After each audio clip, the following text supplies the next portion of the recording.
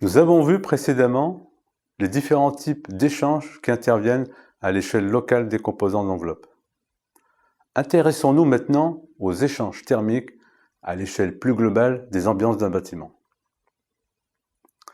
À l'échelle globale d'une pièce, d'un bâtiment, les flux positifs ou négatifs, c'est-à-dire gagnés ou perdus, échangés par les différents composants de l'enveloppe, contribuent à augmenter ou diminuer les températures des volumes d'air des pièces et des parois.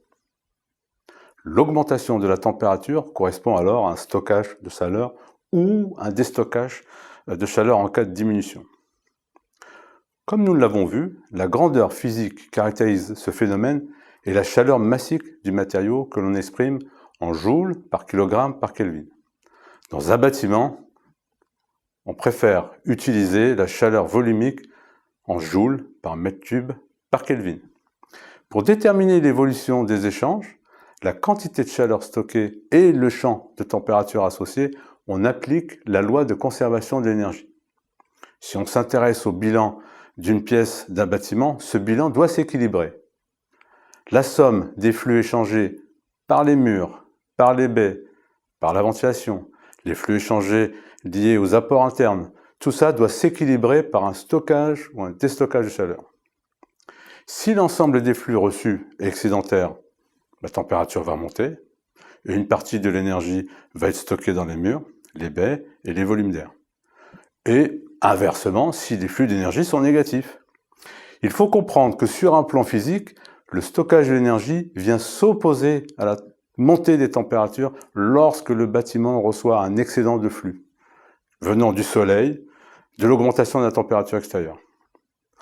Et le déstockage d'énergie qui vient s'opposer à la diminution de température lorsque le bâtiment perd de l'énergie, en l'absence de soleil ou lorsque la température extérieure diminue.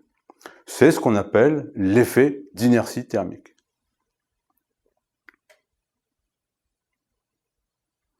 Le comportement dynamique d'un local résulte de l'ensemble des flux arrivant dans le bâtiment et restitués aux ambiances via le filtre d'inertie des différents composants du bâtiment.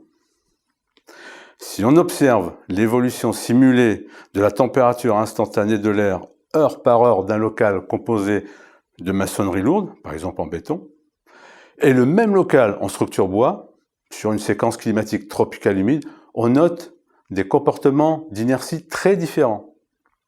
L'amplitude d'évolution des températures est moindre dans le bâtiment en béton.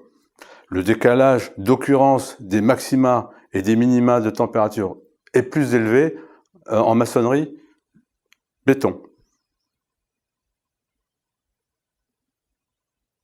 Le comportement statique d'un bâtiment caractérise des échanges lorsque le stockage et le déstockage, c'est-à-dire l'inertie, n'interviennent plus. C'est également celui que l'on observe non pas par des températures instantanées, mais lorsqu'on s'intéresse aux températures moyennes. Par exemple, une moyenne glissante sur 24 heures.